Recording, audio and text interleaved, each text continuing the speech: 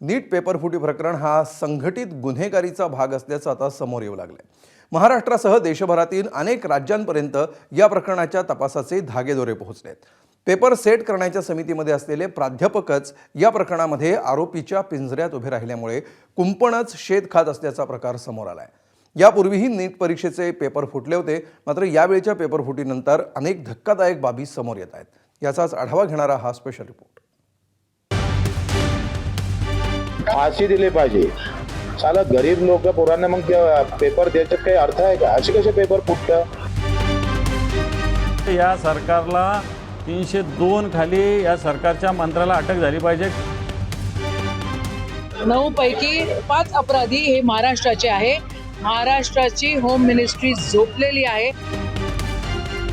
विद्यार्थ्याचे जीव घेणाऱ्या अशा लोकांना सोडलं गेलं नाही पाहिजे, याची कारवाई कडक कारवाई मुख्यमंत्र्यांनी केली। नीट पेपरफुटी प्रकरणाचे धागेदोरे किती दूरवर पोहोचले याची प्रचिती आता येऊ लागली आहे। मूळचा लातूरचा असलेला केमिस्ट्रीचा प्राध्यापक कुलकर्णीनंतर पुण्यातील मॉडर्न कॉलेजची प्राध्यापिका मनीषा मांढरेला 14 दिवसांची सीबीआय कोठडी सुनावण्यात आली आहे। मांढरे आणि कुलकर्णी हे दोघंही एनटीएच्या पेपर सेटिंग कमिटीचे सदस्य होते। या 2 प्राध्यापकांचा पेपर फुटीतला सहभाग समोर आल्यामुळे कुंपणच शेत खात असल्याचा प्रकार समोर आलाय। पुण्यातील मॉडर्न कॉलेजमधील प्राध्यापिका मनीषा मांढरेला अटक झाल्यानंतर आता महाविद्यालयाकडूनही तिची चौकशी राबवण्यात येणार आहे। गेले 24 वर्ष ती या महाविद्यालयात शिक्षिका म्हणून कार्यरत आहे। खाजगी शाळेतील कर्मचारी नियमावली 1881च्या तरतुदीनुसार ही चौकशी प्रक्रिया राबवण्यात येणार आहे। महाविद्यालयाकडून पत्रक काढत ही माहिती देण्यात आली आहे। या प्रकारानंतर संतप्त झालेल्या बच्चू कडूंनी दोषींना फासावर लटकवण्याची मागणी केली आहे। फाशी दिली पाहिजे। साला गरीब लोक पोरांना मग पेपर द्यायच्यात काही अर्थ आहे का? असे कसे पेपर फुटतात? सरकार काय झोपा काढतं का? आणि अशा पद्धतीनं पेपर फुटत असेल आणि आम्ही काहीच करत नसेल तर काय होतंय? एखादा खून होतं ना, त्याच्यापेक्षा हा डबल खून आहे, त्याचं आयुष्य बर्बाद होतं।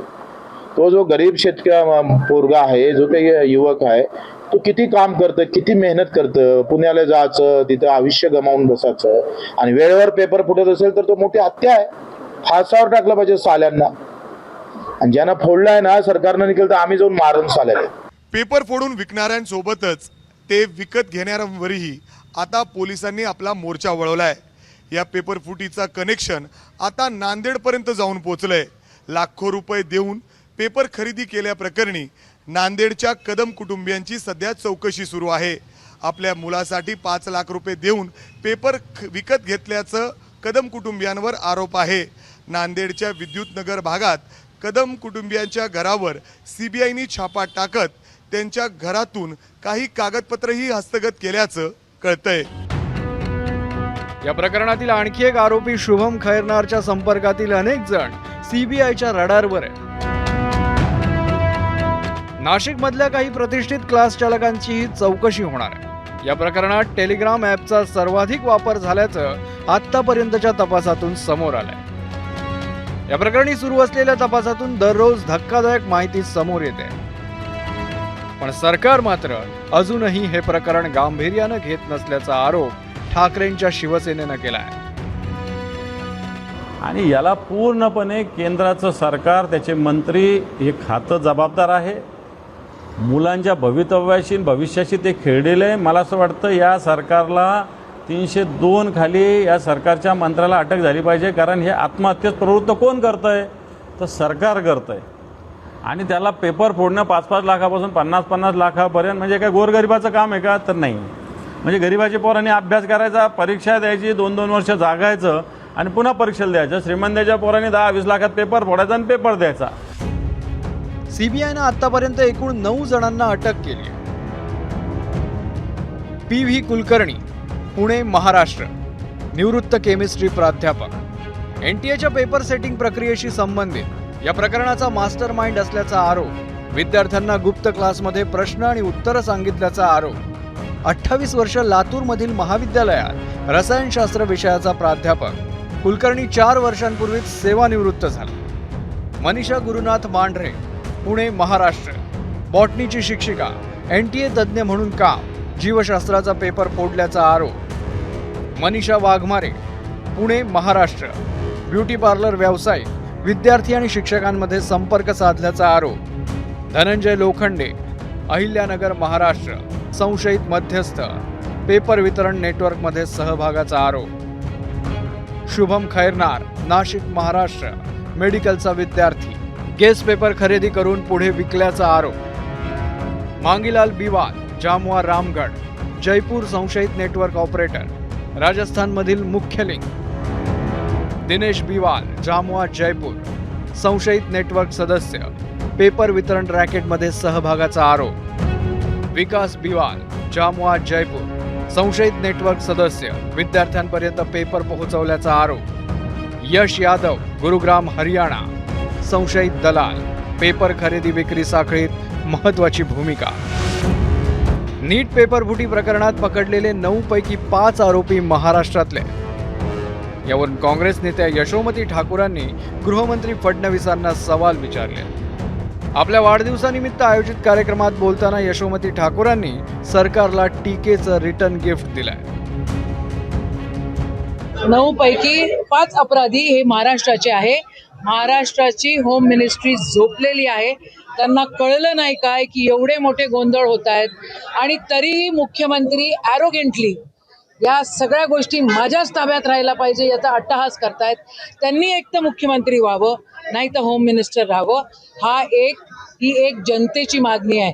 22-23 लाख लेकरांच्या आयुष्यासोबत तुम्ही खेळताय आणि जे जिहाद बोलतायत, आता ही पेपर फुटीमध्ये जिहाद नाही झालाय का? पेपर फुटीनंतर परीक्षा रद्द झाल्यामुळे महाराष्ट्रासह देशभरातील विद्यार्थ्यांना नाहक मनस्ताप सहन करावा लागतोय. या प्रकाराचा निषेध करण्यासाठी युवक काँग्रेसच्या वतीनं आज सोलापूर आणि सातारा जिल्ह्यातल्या कराडमध्ये आंदोलन करण्यात आलं.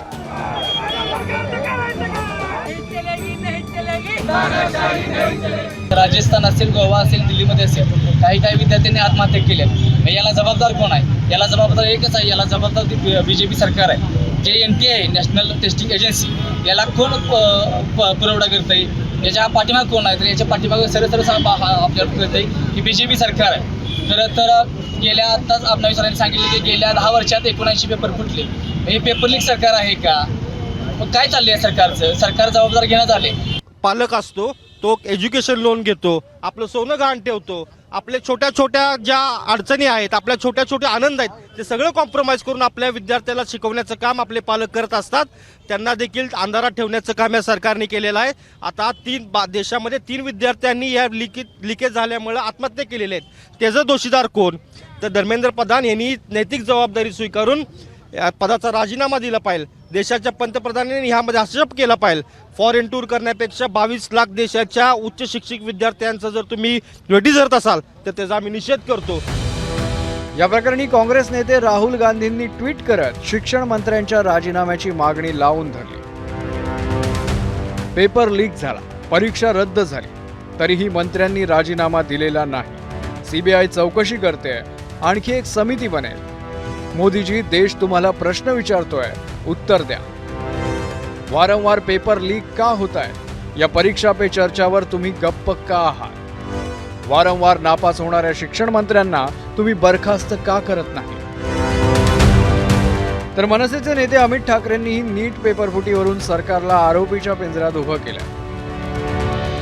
वर्षानुवर्ष डोळ्यात तेल घालून दिवस रात्र एक करून अभ्यास करायचा. आई वडिलांनी शेतजमिनी विकून किंवा कर्ज काढून क्लासेसची फी भरायची आणि परीक्षेच्या दिवशी या शिक्षण माफियांच्या मेहरबानीमुळे पेपर फुटतो. आणि त्यावर उपाय काय? तर परीक्षा रद्द. यापेक्षा अजून किती खालची पातळी गाठणार आहे हे सरकार? सध्या सुरू असलेल्या तपासाबाबत भाजपनं समाधान व्यक्त केलं. या प्रकरणावर विधिमंडळात चर्चा करण्याची तयारीही भाजपनं दाखवली आहे. चांगलं झालं ते त्याची लिंक शोधल्या गेली, त्यांना त्याच्या हवाली करण्यात आलं. अशा समाज विघातक कार्य करणाऱ्या आणि लहान म्हणजे विद्यार्थ्याचे जीव घेणाऱ्या अशा लोकांना सोडलं गेलं नाही पाहिजे. याची कडक कारवाई मुख्यमंत्र्यांनी केली, केंद्राने केली. मी या लोकांनी जे कर्तव्य केलं आहे, ते चुकीचं कर्तव्य केलेलं आहे, हे नीट परीक्षेत पेपर फोडलेला आहे, यांचं खऱ्या अर्थाने त्यांचं पूर्ण कारवाई केली पाहिजे या भूमिकेशी मी आहे. परीक्षा रद्द झाल्याच्या धक्क्यातून सावरत लाखो विद्यार्थ्यांनी आता पुन्हा नव्यानं परीक्षेची तयारी सुरू केली आहे. 21 जूनला ही फेरपरीक्षा होणार आहे. आता ही परीक्षा तरी कुठल्याही पेपरफुटीशिवाय आणि घोटाळ्याशिवाय पार पडावी अशीच प्रार्थना सध्या देशभरातले विद्यार्थी करतायत. तर त्यांना फेरपरीक्षा द्यायला भाग पाडणाऱ्या पेपरफुटी प्रकरणातल्या दोषींना यावेळी तरी शिक्षा होणार का, याकडेही सर्वांचं लक्ष लागलंय. ब्युरो रिपोर्ट, ABP माझा.